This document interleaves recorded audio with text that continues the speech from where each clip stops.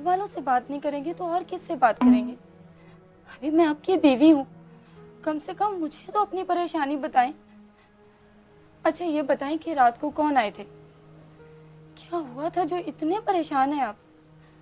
कुछ तो बताएं। मेरी तो कुछ समझ नहीं आ रहा कि क्या हो रहा है। यार तुम मुझे अकेला छोड़ती हो या मैं खुद कमरे से बाहर चला जाऊं?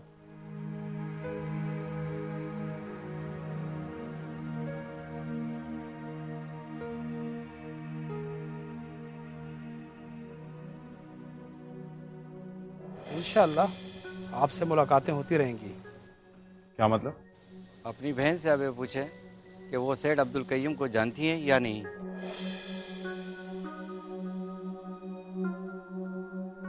आज मोहल्ले की औरतों की बातें सुनकर तो मैं जमीन में ही गड़कर रह गई। अरे भाई ये तो होना ही था, लेकिन बर्दाश्त करना होगा, आखिर अपने फोन का मामला। मुझे तो ये खौफ आ रहा है कि लोग हमें ही ना पत्थर मारना शुरू कर दें। तो क्या बच्चों वाली बातें कर रही हो? इतने भी पागल नहीं है लोग। अब्बा जी तो पलंग पर पड़े हैं, ना दुनिया से कोई वास्ता ना ताल्लुक। उन्हें कोई फिक्र नहीं है कि हम कितनी बड़ी मुश्किल में फंस कर रह गए।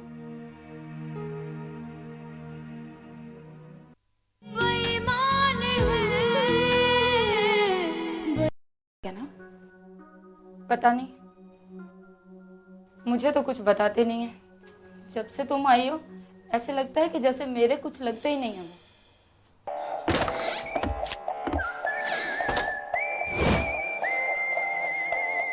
तो अंदाजा ही नहीं होगा, होगा भी तो अब तक तुम भूल भाल चुकी होगी। कुछ नहीं भूली मैं, सब कुछ याद है मुझे। ये दो अंडे क्यों तोड़ डाले तुमने? जी मैंने सोचा थोड़ा ज़्यादा सूप बना लूँ, हजम हो जाता है ना जल्दी, 2 बार पिला दूंगी। लगता है इस महीने के आखिर में तो हमें कर्ज लेना पड़ेगा। अरे वो बूढ़े आदमी हैं, 2 अंडे खिलाओगी तो सोचो उनका क्या हाल होगा। वैसे भी उनको जिगर की तकलीफ है। हाय बड़ी सूप पिलाने वाली।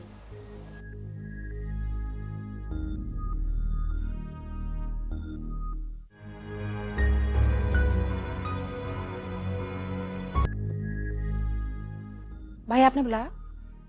हाँ नादिया, मुझे तुमसे कुछ जरूरी बातें करनी है। नादिया कल रात हमारे घर 2-3 बंदे आए थे। शक्ल से तो गुंडे बदमाश लग रहे थे, लेकिन उनकी बातचीत से अंदाजा होता है कि वो तुम्हारे बारे में कोई बात करना चाह रहे थे। मेरे बारे में?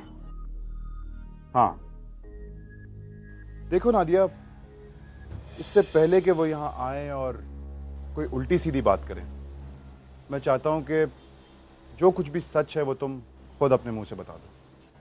क्या बताऊं भाई? यही कि आखिर वो तुम्हारा जिक्र क्यों कर रहे थे? क्या ताल्लुक है तुम्हारा उनसे? भाई जहाँ से मैं आई हूँ वहाँ पे ऐसे लोगों का आना जाना कोई हैरत की बात नहीं है। आपसे मेरी एक ही गुजारिश है, उनको घर के अंदर मत बुलाइएगा और उनसे कोई बातचीत मत करिएगा। बात तो करनी पड़ेगी ना, वरना दरवाजे पे तमाशा लगेगा। अच्छा ठीक है, आप बात कर लें उनसे, घर के अंदर मत बुलाइएगा और प्लीज उनकी किसी बात पर यकीन मत करिएगा। इसीलिए तो कह रहा हूं, इससे पहले कि मुझे उनके झूठ सुनने पड़े, जो भी सच्चाई है तुम खुद मुझे बता दो। मुझे तो ये सोच सोच के परेशानी होती है कि इस किस्म के लोग एक बार किसी के घर का रास्ता देख लें तो उन लोगों से जान छुड़ाना मुश्किल हो जाती है।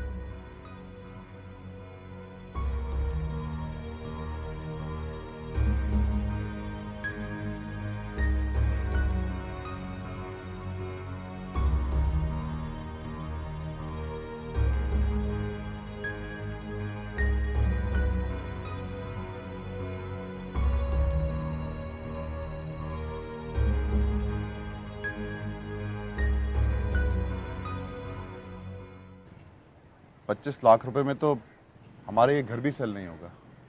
तो आपसे 25 लाख रुपए कौन मांग रहा है? हम तो शादी की तारीख लेने आए। जी, लेकिन लेकिन मैंने सेठ अब्दुल कयूम को देखा भी नहीं है। मैं कैसे आपको शादी की तारीख दे सकता हूँ? बुरा ना मानना, आपने तो 25 लाख भी नहीं देखे होंगे।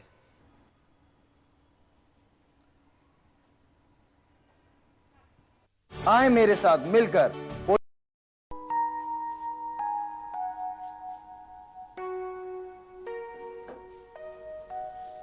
नादिया, इधर आओ, बैठो बेटा। जी अब्बा जी। घर में कोई मेहमान आए हुए हैं? आए हुए थे, चले गए। कौन थे? मेरा मतलब कहाँ से आए थे? मैं नहीं जानती उनमें से किसी को भी, भाई के जानने वाले थे। ओह अच्छा, मैं समझा वकील साहब आए थे। मैं उठ के जाना भी चाह रहा था, लेकिन तबीयत बहुत खराब है मेरी, उठा नहीं गया। कौन वकील साहब? तुम 4 दिन में वकील साहब को ही भूल गई। अरे भाई वही जो तुम्हें यहाँ मेरे पास छोड़कर गए थे। अच्छा, आप बैरिस्टर शहरयार उस्मान की बात कर रहे हैं।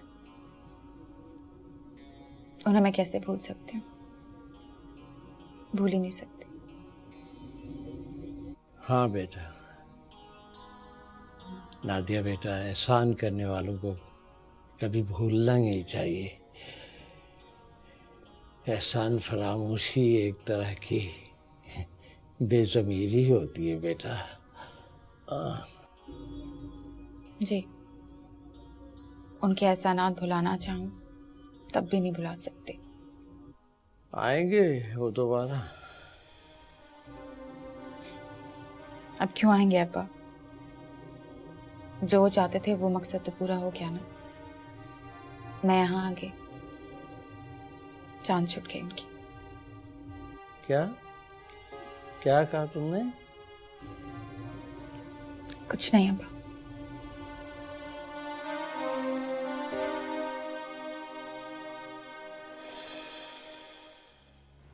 आप उसे बिठाकर बात करें, पूछें उससे कि क्या माजरा है। अब तो लोग भी तरह तरह की बातें करने लगे हैं। किस किस का मुंह बंद करते फिरेंगे हम।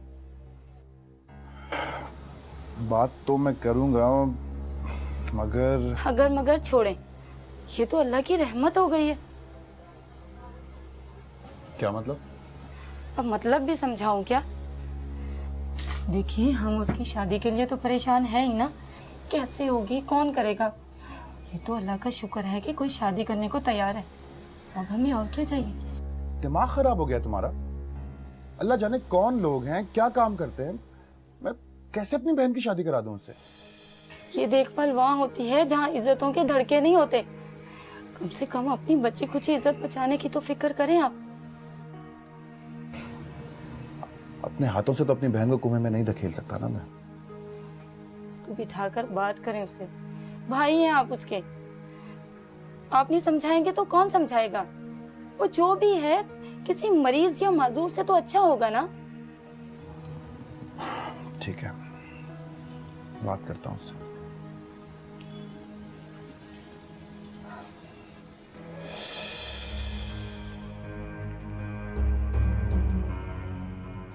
यहाँ आने से पहले तुम्हें मुझे सब कुछ सच सच बता देना चाहिए था नादिया। भाई, मैं समझ रही थी कि इस अजाब से मेरी जान छूट जाएगी। बहुत से लोगों के लिए माल अपनी जान से ज्यादा कीमती होता है। अगर किसी ने तुम्हारे नाम पे पैसा खर्च किया है तो वो जमीन खोद के भी तुम्हें ढूंढने की कोशिश करेगा। जिसने उसका पैसा खाया वो तो अब इस दुनिया में भी नहीं है। मेरा क्या कसूर है? तुम्हारा कसूर ये है कि किसी ने तुम्हारे नाम पे रकम खर्च की है। भाई, मेरे पास कुछ पैसे रखे हैं और गाड़ी भी है। हम ऐसा करते हैं कि गाड़ी बेच देते हैं और पैसे मिला के उसका कर्जा लौटा देंगे। देखो नादिया, वो तुमसे शादी करना चाहता है और ये तो अच्छी बात है ना। भाई, वो 60 साल का बुड्ढा है। नादिया, हमारे पास निजात का बस एक यही रास्ता बचा है। तो क्या जरूरी है कि मेरी शादी हो? हाँ जरूरी है, बहुत जरूरी है। दुनिया की सारी लड़कियां कवारी बैठी रहे, लेकिन तुम्हारी शादी होना बहुत जरूरी है, समझी तुम? अरे भाई ये समद किस पर चिल्ला रहा है? किसी पे नहीं चिल्ला रहे अब्बा जी, टीवी चल रहा है तो शोर हो रहा है। आप आराम से लेटे रहे। मगर दुल्हन आवाज तो समद की है। आपको क्या परेशानी है अब्बा जी? कह तो दिया कि टीवी चल रहा है, मैंने आवाज आहिस्ता कर दी है। अब आप आराम से सो जाएं। अच्छा, अल्लाह